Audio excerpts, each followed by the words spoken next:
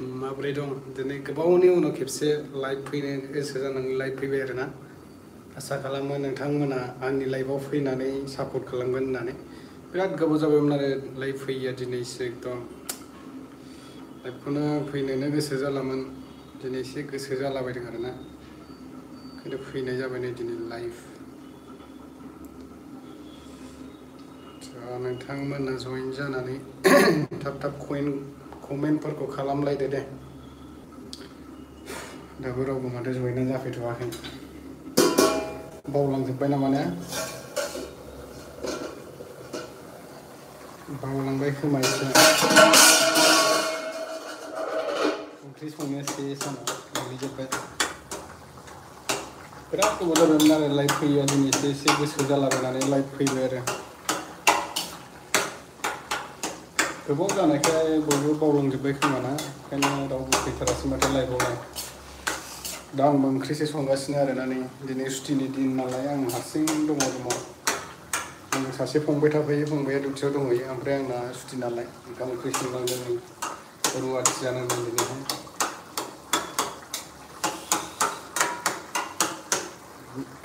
कमेन्टफोर खालामलायदो दे बिराद गोबावनि उनाव लोगो मोननाय नोंथांमोना माबोरै दं कमेन्ट खालामलायबानो जाबाय दे माथो रावनिबो कमेन्टआनो ओंखारजेनो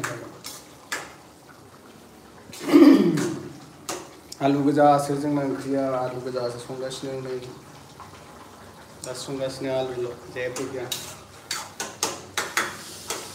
जि गरम दे बे ओंख्रि मोनसान्दियावनो नोंथांमोना फटाफट कमेन्ट खालामलायदो दे माथो रावनिबो सासेबो कमेन्टआनो सफैया नै रावनिबो कमेन्टआनो सफैयाखै माथो दासिमबो बोरै जाखो रावबो माथो कमेन्टखौनो खालामथारा आसलथे बावलांजोबमारबाय जोंखौ कमेन्ट खालामग्रा गैला ओंख्रियाबो मोनबायानो नै फटाफट कमेन्ट खालामदो दे लोगोफोर नै ओंख्रिया मोनबाय जोंना संख्रि साखिग्रोनांगौ दै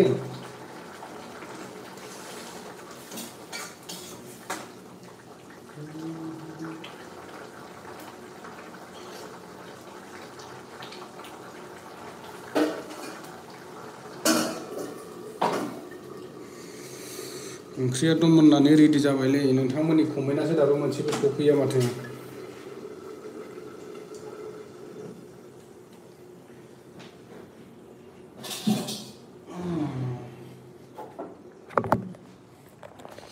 दाथ' ओंख्रिया मोनबाय फैदो दे लाइभआव ज'नो जइन जाफैलायदो कमेन्ट खालामदो दे रावनिबो खबरफोरखौनो रावबो हरथारला माथो माबोरै दं माथो जोंनोनो खबरखौ खिथाहरथारला रावबो आंलाय दिनै बिराद सापर्ट मोनगोन सानदोंमोन बिराद गोबावनि उनाव फैनाय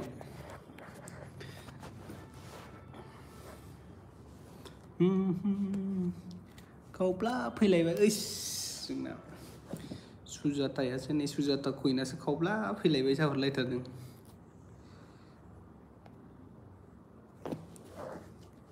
रावबो फैयाबाबो आंना हिन्जावासो फैसाबबायलै रावबो फैया माथो नै कमेन्ट नायनो जमनानै दंमोन आं नोगोर गरम मोनबाय ओंख्रि संनानै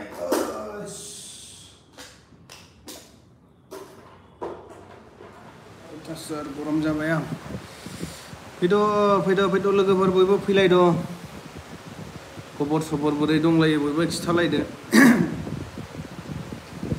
सोरहा सोरहा थास' बिबार मोनजाखो थास' बिबार ओंख्रि दा मालाय बयहाबो थास' बिबारल'नो माथो रावबो कमेन्टफोरखौनो हरथारा थाब कमेन्ट हरलायलायदो दे रावनिबो कमेन्ट फैया बेनिखायनो लाइभफोरखौनो फैनो बासैला जोंबो भिडिअखौ हगारला नालाय नटिफिकेसनफोरानो अफ जालाजोब्बाय दां ना रावनावबो नटिफिकेसनानो सौहैला खोमा ओंखायनो रावबो फैला खावब्लाब्ला नुदोंना उन्दुना सिखारगोदानखाय आरो ओंखाम ओंख्रि संबावबाय जि सुनांबाय रावनिबो कमेन्टआनो फैमारासै बोरै जाखो रावबो कमेन्टखौनो हरखायाखै नामा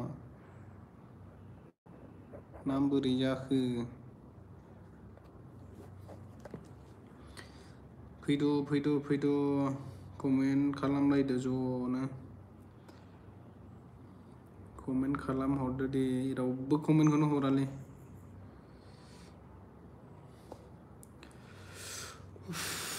अयथासार गरमलै आयु बोराय जाबाय माथो बोरायाबा अबावथो सेंग्रा थाबावनो बिराद बोरायबायना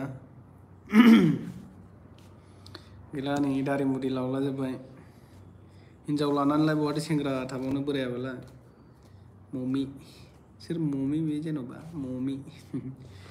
ममि बसुमतारी नामा मोनजाबाय नोंसो मोनजाबाय नो मालाय थास' बिबार मोनजाबाय नो बिस्रा थास' बिबार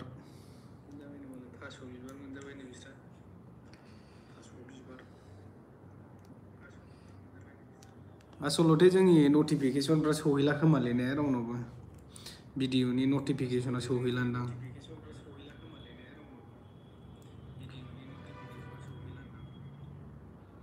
सिगांफोर सौहैयोमोन बयनावबो सौहैयोमोन बयबो सापर्ट खालामोमोन दाना सौहैला आरोना ओंखायनो रावबो कमेन्टफोरबो हरलानो माथो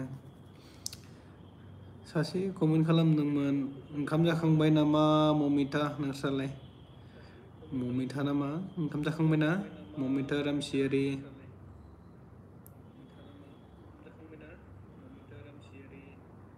मा ओंख्रि जायामोन जोंना नै माबायासो आंना हिन्जावासो नेगासिनो खोमा मा ओंख्रि जाखो संखांबाय ओंख्रि ओंखाम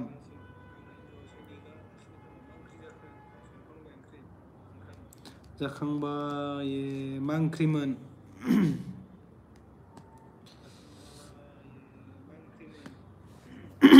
नैबे बे सुजाता कइन नुनायाबो जोंनिनो दै सेकेन्ड चेनेल बियो बेहा मालाय दा न'आव दंहैयो भिडिअखौनो हगारना बियो भिडिअखौनो हगारनो रोङानो 1K जाबाय आरो साबसक्राइबारा बेनाबो ओमफ्राय गैया हगारनो रोङानो अमा आलु आंबो र' माला अमा आलु मोनजाहैबावो आसामाव थांनानै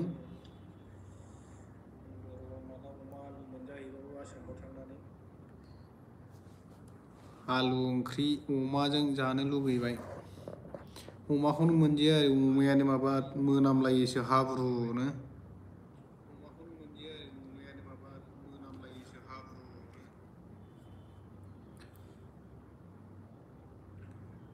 खावब्लित बसुमतारी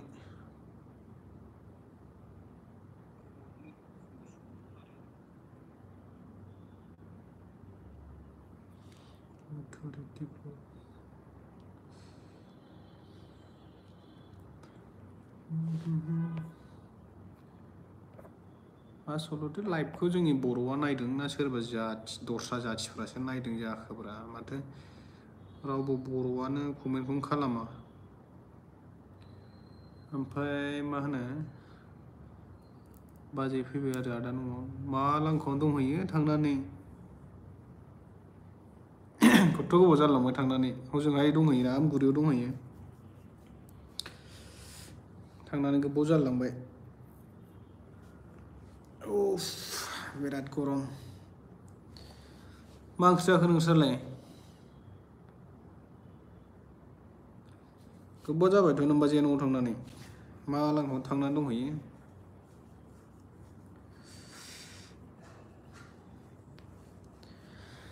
गरम जाबायलै फांखा होआबा दाना थासार गरम ओंखाम ओंख्रि संना एकदम गरम मोनथारबाय आं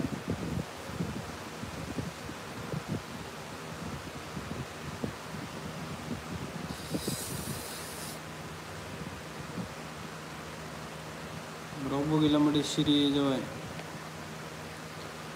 थांनानै दंहैयो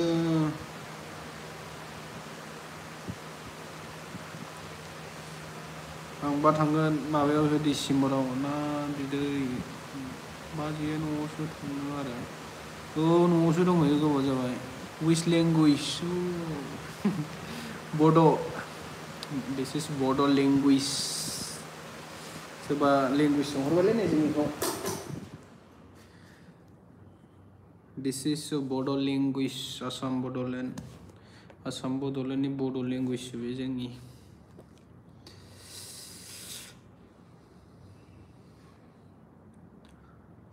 Photo ne. Bodo BODO.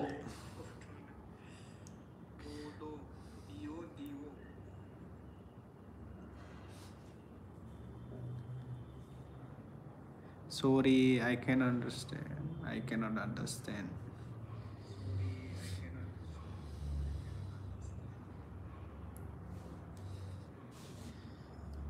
Drama queen, you are from?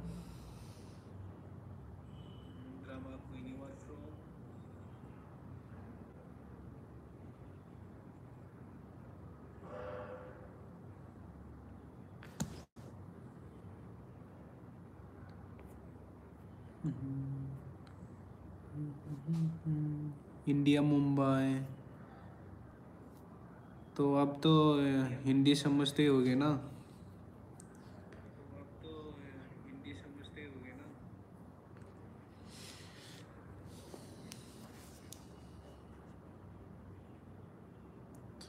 Mumbai Maharashtra से क्या?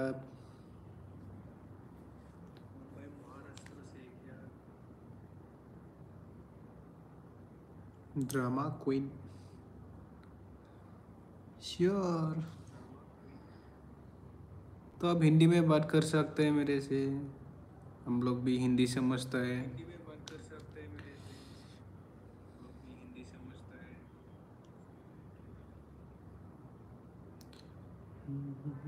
You are from? आंनि नोंलाय माला फैगोन न'आव दा? आं थांगोन माबायावसो मा होनो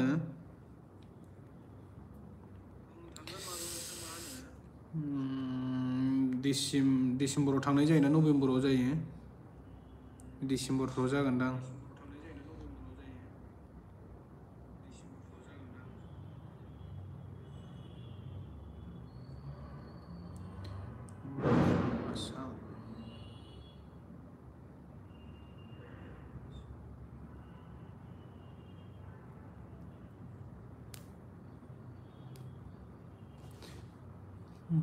हान्टा बर' फैबाय नै दासो सानैसो बर' फैजेनदों ने खावब्लानो.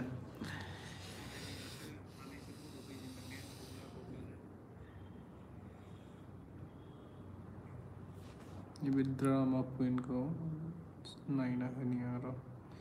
चेनेल एक्टिभिटी 2 years जाबाय. सासेल' subscriber. Drama queen like Don bro. Thank you so much bro.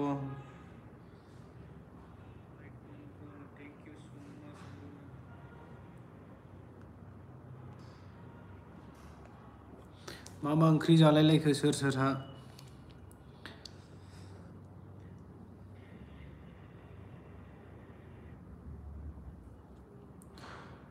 सोरहा मा ओंख्रि मोनजालायखो? बयनाबो मालाय गोथाव खिथाहरथारो. जोंहासो बेंगालराव थालायनायानो माथो ओंख्रिफोरखौनो गोथावखौनो मोनजाला. खालि बे दाउ बयलार काबाब एवनाय बेफोरखौनो जानानै थानांगासिनो माथो. बेदर गोथांखौनो खाथियाव मोना. बिराद गोजानावसो लायनांगौ बेदर गोथां जानोबा. काबाबल' जायो आरो जों दा. उफाय गैया. जानो लुगैबा काबाबल' जानांगौ. अमा बेदरखौबो खाथियाव मोनाना. बिराद गोजान थांनांगौ. बेनिफ्राय गैयाबाबो 5-6 किल'मिटार थांनानैसो अमा बेदर मोनो अमा जानो लुगैबाबो. ओमफ्राय अमायाबो जि गाज्रि मोनामलायखायो आरोना. जानोनो सुखुवा. ओंखायनो जाया जोङो. Hi hello' yes blog. जाथ'वाखैनो ब्र'. माथो ओंख्रिनो नोंसिनालाय? मा होनदों? एएस ब्लग भिडिअ नामा? हाय होनदों. हाय. बोरै दं खबरा?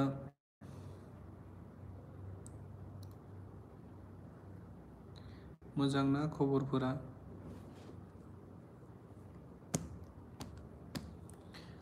नैबे मा होनो सुजाता कुइन लिरनाया जोंनि सेकेन्ड चेनेल दे नोंथांमोना थांनानै एसे साबस्क्राइब खालामना हैबानो जाबाय 1K जाबाय आरोना जानायालाय मोजांल'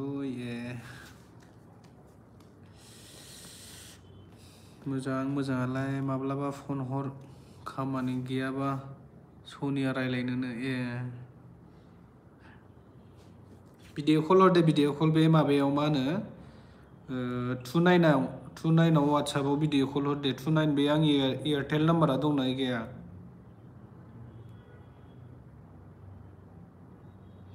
भिडिअ कल हरलाय जेबो गैया दालि गोजासो गोथावलै दालियानो अबस्थायानो जोंना बिराद गाज्रि जानानै दं दालिखौनो बायनो हाबावाखै जायोबो जायो खालि आलु गोजा मास मोननैयानो जाबाय दा रानिं आलु गोजा मानलुलायखाबाय आलु जायै जायैनो र' आं नायनि दे नायनानै हर they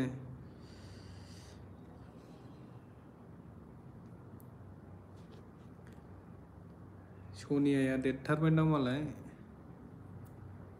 like Don thank you सो माच ब्र दे नोंनि चेनेलखौ एड खालामना होनि आं एड खालामना होबाबो जोंनियाव माबा जायोलै बे जोंनिया माने चेनेला एसे गिदिर जाबाय नालाय बांद्राय गिदिरबो नङा आरो ओमफ्राय जोंनिया कमिउनिटि गाइडलाइन्सआ एसे स्ट्रिक्ट जाबाय आरोना मानसिफोरखौ बे एड मनिटर माबायाव एड खालामना लायोबा ब्लु हरोब्ला बिराद स्ट्रं माबा फैयो आरो मेसेज फैयोना ओंखायनो एड खालामनो हाया आरो दस्राफोरनिखौबो लाइभखौबो नायनो हाया जोंनि चेनेला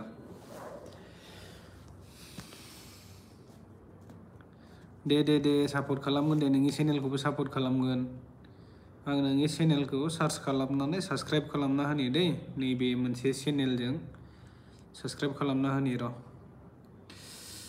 मानि आं नैबे आंनि दा चेनेलजों जे चेनेलजों आं लाइभ फैबाय थादों बे चेनेलजों नोंनिखौ माबा खालामहरनो हाया आरोना दा साबस्क्राइब खालामनो हाया आरोना बे लाइभ फैबाय थानाय समाव साबस्क्राइब खालामहरनो हाया आङो जोंनिया गाइडलाइन्स एकदम बिराद स्ट्रिक्टथार दा जिखुनु जाया आं नैबे मोनसे चेनेलजों नोंनिखौ साबस्क्राइब खालामना हरनि र' मा नाम नोंनिया माहान्ता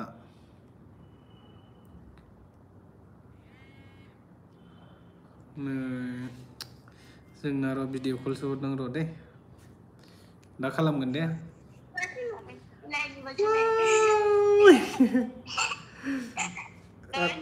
माथो लांथियासो दं बेलाय आलु जाना फुंदों नुवाखै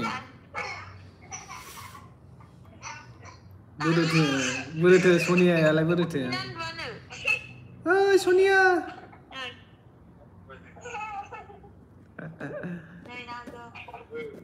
नाहरलाय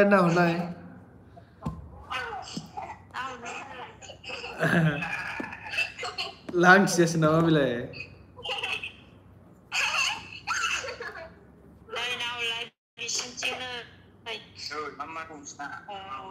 मा ओंख्रिमोन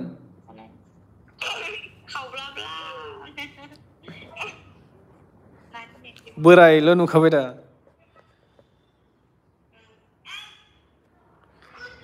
नोगोर बोराय मोनो दाख्लै गोदान लादों गोबाव जाबाय मास मोनथामानो जाबाय आइफन नामा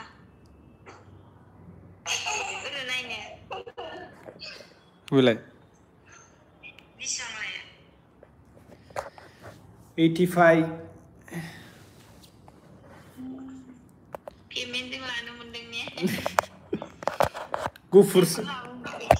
गुफुरसो लादों आं गुफुरसो बेलाय गुफुरनो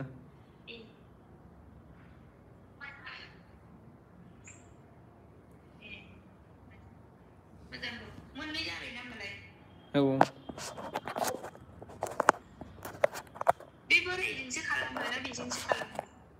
बेजोंनो खालामनो नै लाइभआवनो दं दाबो नै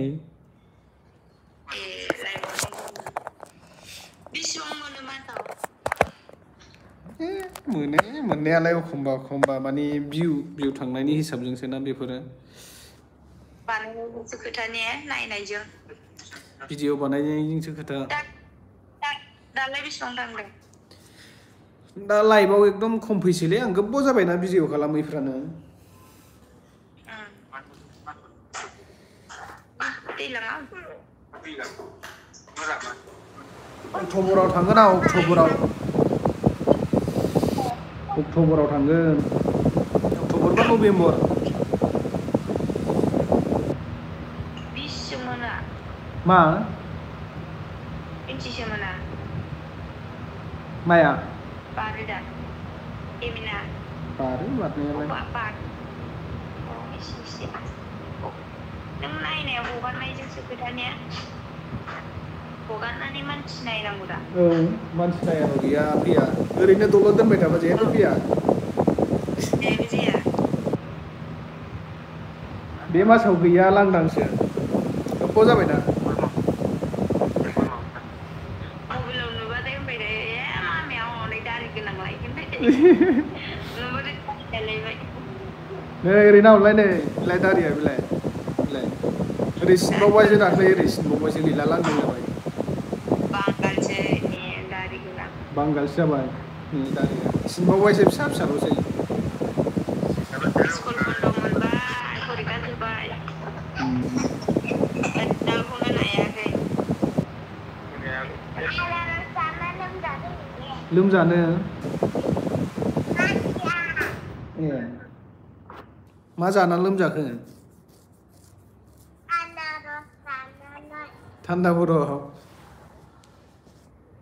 थान्दा बरफ जाया नोङो ओमफ्राय नोंलाय जायाखै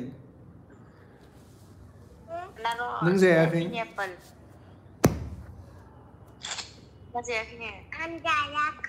ए क्लास बेसेबां फरायखो नोङो बेसेबां क्लासाव फरायखो नोङो ए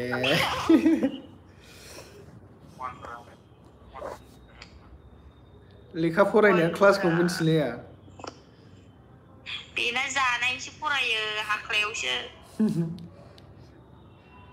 आदङावसो फरायो बियो मालफुवा सावनायखौसो रोंबायदां नोङो दखानाव थांना मालफुवा पकरि सावनायखौसो फरायना फैखो नामा नोंलाय बेयावसो ट्रेनिं हैयो बेना मामा बिसिना गैया थैबाय नानि दंमोन ना बिसिना नानि थिख्लिया रानथाथाया थैबायना बिसिना गैला अखोलहाय जों दाउखाबारियाव थांबा नों बामलायलायनाया रानथाथा नानिया बिसिनिमोन ना मामामोननि नानिमोन सोरलै बेलाय एफा गाज्रि कमेन्ट खालामनायालाय रिपर्ट खालामनि र' आं नोंनि चेनेलखौ दै थाबायबायमोन नोंने औ थाबायबायमोन दा दानिया थाबायबायमोन ना थाबायबायमोन एसे ओमफ्राय रायज्लायनोबो रोंहांबायमोन औ थिख्लि खम बान्थाथा सिन्देल गानलायनानै खारस्लिंलायबायमोन बाव दंबानो थाबायहां माबाखाबाय औ बेंगालरावसो दंखायोना बेंगालरावनो मोनायाव नङा डिउटिया सानावसो मोनायावबो दंमोन दिनै सुटि बेलाय जोंनि रुम टेगरबो दंफैबासो टेगर जिफ्रा नै टेगरा एकदम उल्थां फाल्थां दोनलांजोबो गावनि गस्लाखौ साबैसे थायो जों टेगरजों आंजोंल'